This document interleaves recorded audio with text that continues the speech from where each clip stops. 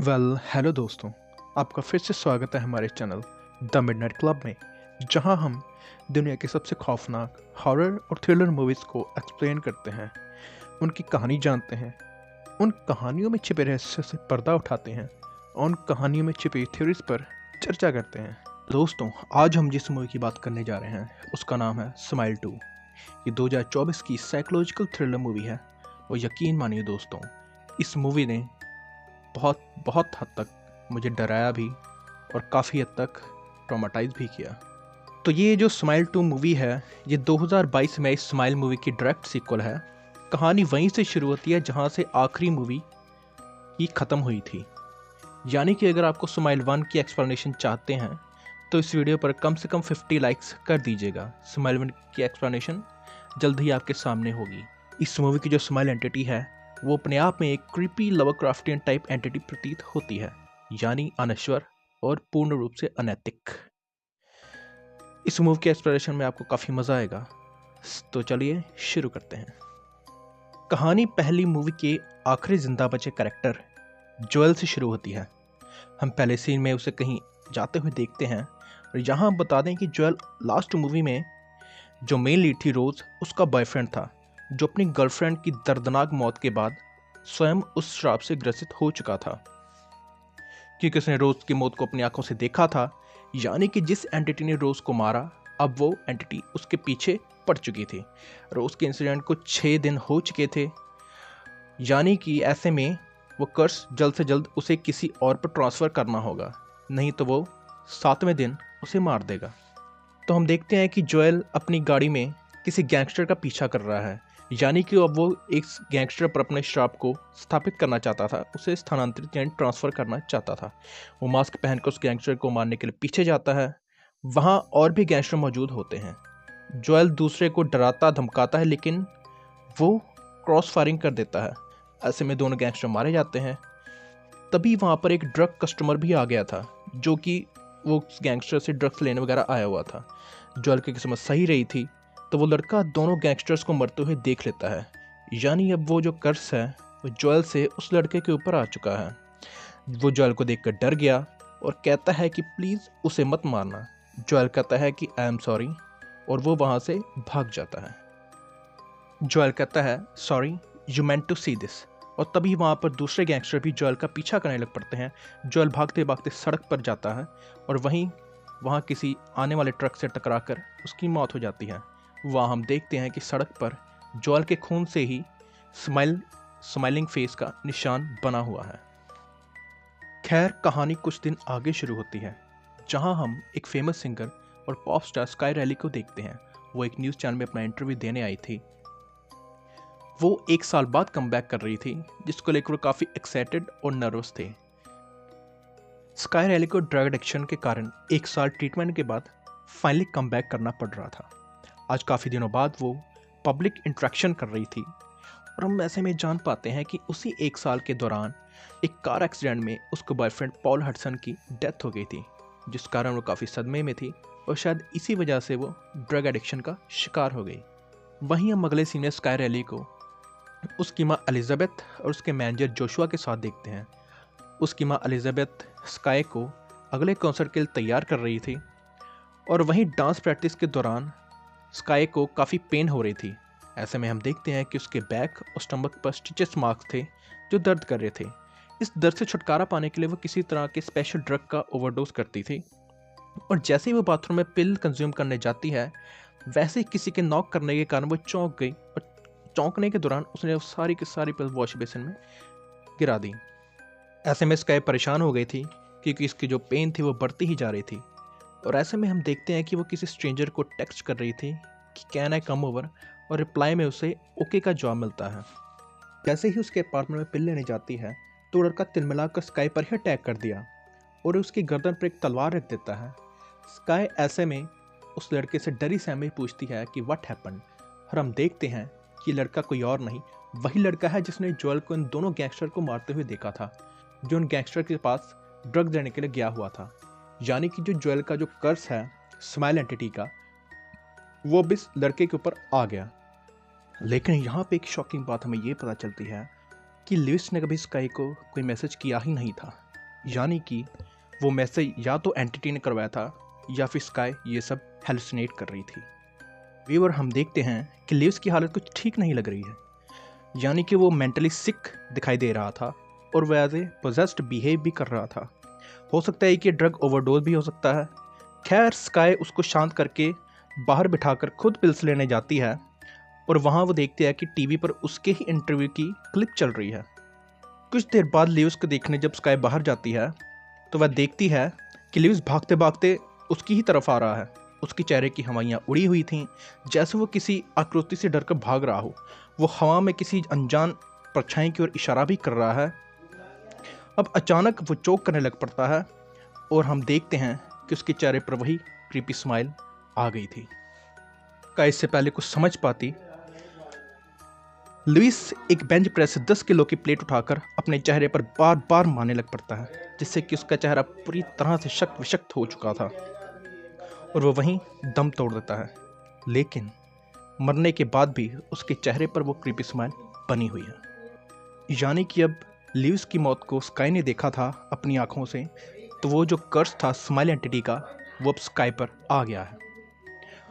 ये सब देखकर स्काई डर गई थी, लेकिन वह पुलिस को नहीं बुलाना चाहती थी, क्योंकि वो जो ये पिल्स थी वो इलीगल तरीके से इंपोर्ट करवा रही थी लिव्स के ज़रिए। तो ऐसे में अगर वो पुलिस को बुलाती तो उसका भांडा फूट सकता था, इसलिए वो वहाँ से मौका वारदात से फरार हो गई। लेकिन भागने से पहले स्काई ने वो पिल्स लिव्स के ड्रॉर से निकाल ली थी। खैर, अब स्काई घर वापस आ गई, जहाँ उसे हेलुसिनेशंस होने लगते थे, यानी कि उस कर्स का असर शुरू हो गया। उसे हर जगह लिव्स ही दिखाई दे रहा था। अब उसे दिन में भी हेलुसिनेशंस के कारण परेशानियां उठानी पड़ रही थीं।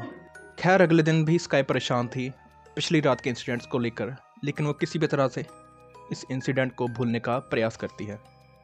खैर, तभी वहाँ स्काई की माँ आ गई और वो उसको पूछती है कि सब ठीक तो है ना, तो वो कोई ना कोई बहाना बनाकर उसे टाल दी थी।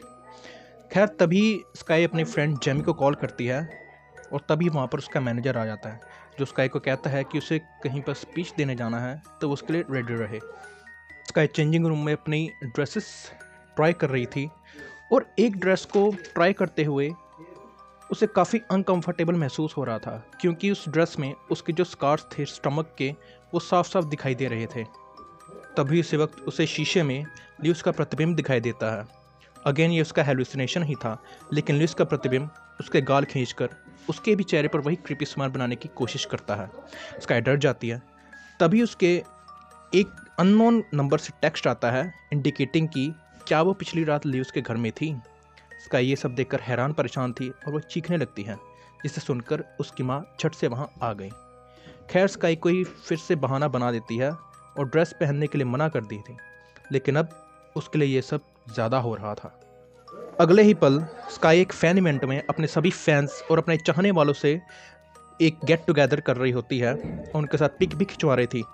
तभी वहाँ पर एक अजीब तरह का इंसान आकर उसके साथ पिक खिंचवाने के लिए उसे खींचने लग पड़ता है।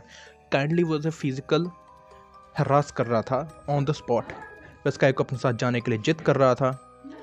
उसने अपनी येलो टी शर्ट पर स्काई के साइन भी करवा लिए थे। तभी सिक्योरिटी वहाँ आकर उस आदमी को पकड़कर ले जाती है। उसके बाद एक छोटी बच्ची स्काई के सामने आती है जो उसका ऑटोग्राफ लेना चाहती थी, लेकिन स्काई जब उसे देखती है तो उसे कुछ अनकंफर्टेबल महसूस होता है, या कि उस बच्ची के चेहरे पर भी वही क्रीपी स्माइल थी जो उसने मरते वक्त लिव्स के चेहरे पर देखी थी। यहाँ तक मूवी में ये बात तो क्लियर हो चुकी थी, अब जो स्माइल एंटिटी का कर्स था उसने पूरी तरीके से स्काई को प्रोसेस कर लिया था, इसलिए उसे हर जगह पर वो स्काई एंटिटी अपने होने का एहसास करवा रही थी। इसके बाद स्काई घर आ गई और उसने जेमा को कॉल कर दिया और जेमा भी झट से उसके घर पहुंच गई। अब स्काई को एंजाइटी हो रही थी, तो एंजाइटी में वो बॉटल से पानी पीकर जैसे टेबल पर रखती है और पियानो पर अपनी प्रैक्टिस करने के लिए जाती है, तभी उसे बॉटल नीचे गिरने की आवाज़ आती है। तभी फ्लोर पर उसे उसी क्रीपी इंसान के कपड़े दिखाई देते हैं। वहाँ उन कपड़ों में वो येलो टी शर्ट पे थी जिस पर स्काई ने उसे साइन करके दिए थे, और वहीं वह उस क्रीपी इंसान को पूरा नंगा यानी कि अपने विदाउट कपड़ों के भी देखती है। तभी वहाँ पर जेमा आ चुकी थी। स्काई उससे पूछती है कि इतनी जल्दी वो जेमा अपने घर से कैसे आई, तो जेमा उसे बोलती है कि उसने 2 घंटे पहले ही उसे मैसेज किया था, यानी कि आप यहाँ देख रहे हैं कि स्काई को अब समय का भी अंदाज़ा लगाना मुश्किल हो रहा था।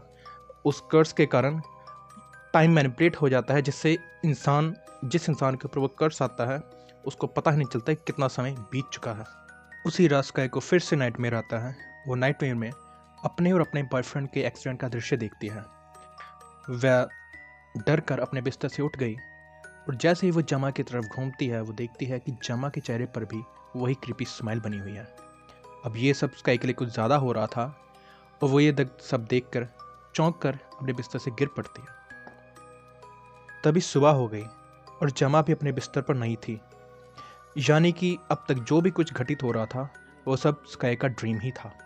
स्काई देखती है कि जमा कॉफ़ी बनाने में लगी हुई है और वो जमा को अपने साथ टूर पर जाने के लिए भी कहती है। खैर, इसके बाद रिहर्सल के दौरान बैक स्टेज पर जब स्काई रिहर्स कर रही होती है तो वो अचानक से उसको फिर से वही पेन आनी शुरू हो जाती है और वह डांस करते करते गिर पड़ी थी, जिससे उसके लेग पर भी चोट लग जाती है। वो भाग के अपने रूम की तरफ जैसे ही जाती है उसे अपना मैनेजर जोशुआ दिखाई देता है, जो वही क्रीपी स्माइल करके उससे पास से गुजर रहा था। स्काई इन सब का दोष अपने डांसर्स पर लगाती है कि उन्होंने इस ढंग से प्रैक्टिस नहीं करी, जिसके कारण वो स्टेप भूल गई और वो गिर गई। जैसे ही वो अपने रूम पहुंची वो देखती है कि उसका रूम पूरी तरह से तहस नहस हो चुका था। उसका शक सीधा अपने मैनेजर जोशुआ पर जाता है कि शायद वही उसके आने से पहले यहाँ आकर यह तबाही मचाया था। खैर, अब हम स्काई को डेरियस के इवेंट पर जाते हुए देखते हैं। वो जमा को मैसेज करती है कि वो कब फ्री होगी, लेकिन जमा की तरफ से कोई रिप्लाई नहीं आता है। तभी उसे फिर से उसी अननोन पर्सन का मैसेज आता है और वो उससे पूछता है कि क्या वही स्काई रैली है, द फेमस पॉप सिंगर, और वही पिछली रात ल्यूस के घर गई थी। वही स्पीच के दौरान स्काई अजीब अजीब हरकतें करना शुरू कर देती है। वह अपने बारे में उल्टा सीधा बातें करने लग पड़ती है। वह कहती है कि वह कभी भी आर्टिस्ट तो बनना ही नहीं चाहती थी। जी हाँ दोस्तों, वह आगे बोलती है कि पैसा आने से ज़रूरी नहीं है कि सब कुछ ठीक ही हो जाए। लेकिन जल्द ही स्काई को अपनी इस गलती का एहसास होता है और वहाँ बैठे दर्शक लोग उसकी ये बात सुनकर हैरान परेशान हो जाते हैं। स्काई अब जल्द से जल्द अपनी स्पीच ख़त्म करके वहाँ से निकलना चाहती थी, इसलिए वो स्टेज पर अपने अगले गेस्ट को आमंत्रित करती है। लेकिन जैसे ही वे उस गेस्ट का नाम लिस्ट में पढ़ती है तो उसके चेहरे के हाव भाव बदल जाते हैं, क्योंकि ये नाम कोई और नहीं, पॉल हडसन था। जी हाँ दोस्तों, ये उसके एक्स बॉयफ्रेंड जिसकी कार एक्सीडेंट में मृत्यु हो चुकी थी, उसी का नाम था। और जैसे वह नज़रें उठाकर दर्शकों के बीच अपने मरे हुए बॉयफ्रेंड को देखती है जो उसकी तरफ क्रीपी स्मेल करते हुए आगे बढ़ रहा था, तो वह डर के मारे भौचक्की रह जाती है। अब वो आनन फानन में दर्शकों की भीड़ में खड़ी एक लेडी को धक्का देकर वहाँ से बाहर निकल गई थी। लेकिन जैसे ही वो अपनी कार में घर जाने के लिए बैठती है, उससे फिर से उसी स्ट्रेंजर का टेक्स्ट आया था और इस बार उस स्ट्रेंजर ने कुछ और नहीं बल्कि ल्यूइस की मरने से पहले वाली वीडियो भेजी थी। और अब स्काई को पूरा यकीन हो चला था कि जो भी इसके साथ हो रहा है ये कोई हेलुसिनेशन नहीं बल्कि 100% असलियत है। खैर, अगले ही पल स्काई एक छद्म वेश धार कर क्लब में उस स्ट्रेंजर से मिलने जाती है। वहाँ हमें पता चलता है कि उस स्ट्रेंजर का नाम मॉरिस है और एक टाइम पे वो भी इस कर्स का विक्टिम रह चुका है, लेकिन किसी तरीके से वह इस कर्स से बच गया। तो यहाँ बताता है कि ये एंटिटी जिसके भी दिमाग में घुसी उसके पूरे जीवन की काया ही पलट कर रख देती है। उसे हर पल अपने आने वाली मौत का डर सताने लग पड़ता है।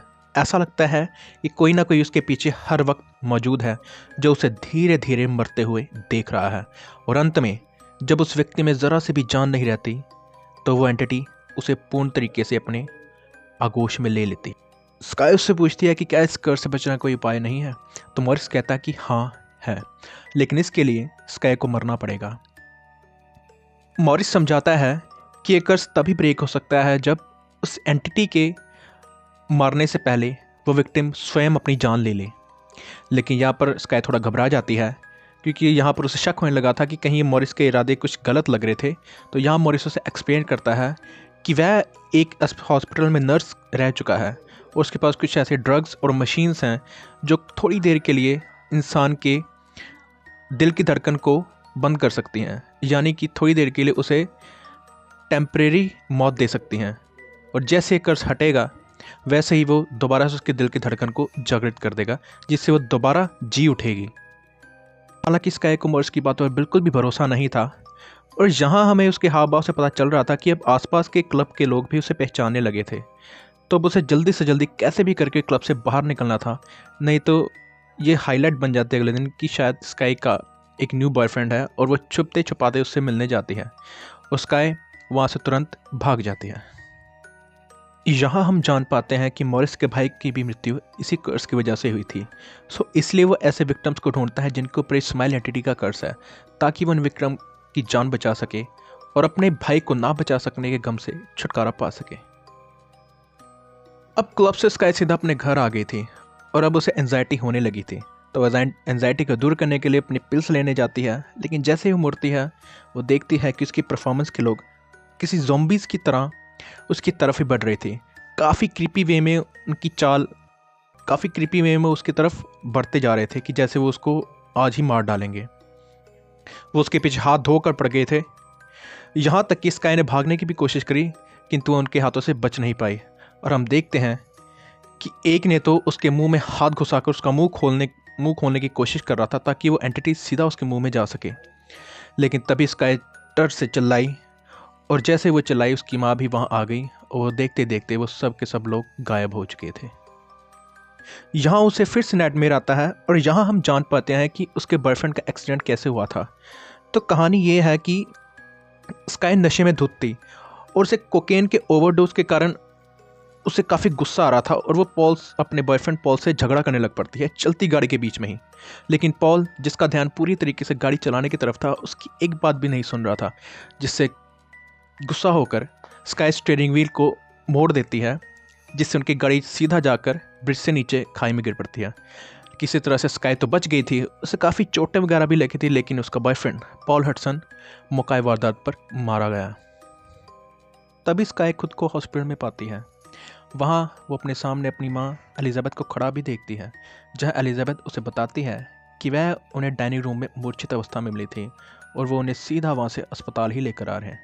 या एलिजाबेथ उससे रिक्वेस्ट करती है कि वह किसी भी हालत में टूर कैंसिल ना करे, लेकिन स्काई कहती है कि उसका चेहरा ख़राब हो चुका है और वह इस हालत में तो कम से कम कोई भी टूर नहीं करना चाहती।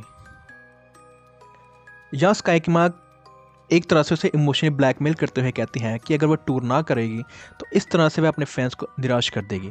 लेकिन स्काई उसकी एक बात भी नहीं मानने वाली थी और तभी हम देखते हैं कि स्काई की माँ के चेहरे के हाव भाव बदल गए हैं। वो वही क्रीपी स्माइल करते हुए स्काई की तरफ ही घूरे जा रही थी। वह उसे एक गहरी गंभीर आवाज़ में कहती है कि उसने उसका दिमाग चखा है और ये देखकर स्काई घबरा जाती है। वह फिर से चिल्ला उठती है और वह कुछ भी करके वहाँ कमरे से भागना चाहती थी, लेकिन वो देखती है कि उसकी माँ ने वहाँ पास रखा हुआ शीशा तोड़कर उस टुकड़े से अपने गले को चीर दिया था। ये देखकर स्काई और भी ट्रॉमाटाइज हो गई, लेकिन वह जैसे ही दरवाजे की तरफ भागने के लिए मुड़ी, वो देखती है कि वो शीशे का टुकड़ा तो उसके हाथ में ही था। जी हाँ दोस्तों, एक हिसाब से स्काई ने ही अपनी माँ का कत्ल कर दिया था। बाहर जेमा गाड़ी लेकर तैयार बैठी थी। स्काई उसमें बैठ गई। वो मॉरिस से उसका एड्रेस पूछती है और मॉरिस उसे किसी तरह के कोल्ड फ्रीजर गोडाउन का एड्रेस बता देता है। एड्रेस मिलने के बाद स्काई जेमा को गाड़ी उसी तरफ खींचने को कहती है। जेमा गाड़ी को उधर तो थप लेती है। तभी स्काई देखती है कि उसके ही फ़ोन पर जेमा का मैसेज आ रहा है, लेकिन ये कैसे हो सकता है, जेमा तो उसके साथ बैठी हुई थी। तो ये कॉल कौन कर रहा था? वो जेमा का फ़ोन उठाती है, जेमा को पूछती है कि तुम कौन हो। तो जेमा उधर से खींचकर जवाब देती है कि वो उसे बार बार कॉल एंड मैसेज क्यों कर रही है। उसने पिछले कई दिनों से उसके एक भी कॉल एंड मैसेज का रिप्लाई नहीं दिया, लेकिन वो फिर भी लगातार मैसेज एंड कॉल कर रही थी। और ये सुनने के बाद वो जैसे ही गाड़ी चलाने वाली उस जेमा की तरफ मुड़ी तो उसके भी चेहरे पर वही क्रीपी स्माइल थी। जी हाँ दोस्तों, इतने समय तक जेमा जो उसके साथ इतने समय तक रह रही थी, इतने दिनों से, वो कोई और नहीं, वही एंटिटी थी, स्माइल एंटिटी। और वो स्माइल एंटिटी वाली जेमा किसी भी तरीके से स्काई को गाड़ी से बाहर जाने नहीं देना चाहती थी और वह इधर उधर गाड़ी घुमाकर उसे किसी भी तरीके से मारने का प्रयास कर रही थी।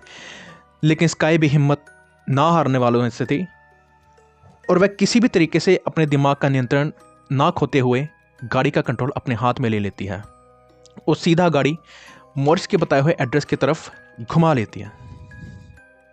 स्काई मॉरिस के बताए हुए पते पर पहुंच गई थी। वो किसी तरह का खाली पड़ा हुआ ओल्ड फ्रीजर स्टोरेज था और मॉरिस उसे एक कमरे में ले गया। यहाँ पर स्काई मॉरिस से कहती है कि अगर उसका एक्सपेरिमेंट काम ना करे तो वो उसे उसी वक्त शूट कर दे, जिस पर मॉरिस मान जाता है, लेकिन वो उसे आश्वासन दिलाता है कि घबराने की बात नहीं है, उसका एक्सपेरिमेंट 100% काम करेगा। अब जैसे ही वो स्काई को एक स्ट्रेचर पर लिटाकर बाहर कुछ दवाइयाँ और मशीन और अपने इंजेक्शंस लेने जाता है, तो स्काई देखती है कि छत पर कोई क्रॉल करता हुआ जा रहा है। उसके ऊपर बहुत सारा खून गिरने लगा था। जैसे नज़र घुमाकर ऊपर देखती है तो उसे अपने एक्सीडेंट वाली स्काई दिखाई देती है। ये स्काई कोई और नहीं बल्कि वही एंटिटी थी जो पूर्ण रूप से स्काई पर हावी होने लगी थी। उस स्काई को कहती है कि उसके बचने का कोई चांस नहीं है और वह यहाँ से ज़िंदा वापस नहीं जाएगी। लेकिन स्काई हार आने वालों से नहीं थी और वो उसे कहती है कि अब उसकी एक भी चाल नहीं चलेगी और वो पास में पड़ी हुई बेहोशी की दवाई का इंजेक्शन अपने शरीर में घुसेड़ना शुरू कर देती है। यह देखकर वो एंटिटी हाथापाई पर उतर आती है, उसे किसी भी तरीके से रोकने का प्रयास करती है, लेकिन अब तक स्काई वो डोज ले चुकी थी। एक पल के लिए तो स्काई को एंड हम दर्शकों को भी लगा कि अब तो शायद स्काई बच जाएगी, लेकिन हम देखते हैं कि वो एंटिटी हंसने लग पड़ी थी। और जैसे ही स्काई अपने होशो हवास संभालती है, वो देखती है कि उसकी स्ट्रेंथ तो उसके हाथ में ही है और उसने किसी भी तरीके की दवाई का डोज नहीं लिया। एंटिटी उससे कहती है कि अब तक जो भी तुमने देखा, जो भी तुमने किया, वो सब उसी का फैलाया हुआ मायाजाल था।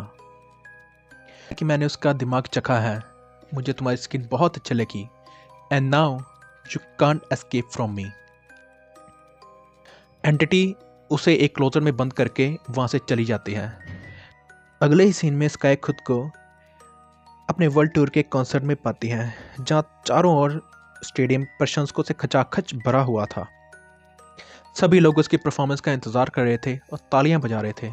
तभी स्काई देखती है कि उसके सामने वही इविल एंटिटी उसी का रूप धारण करके खड़ी हुई है, क्रीपी स्माइल करते हुए।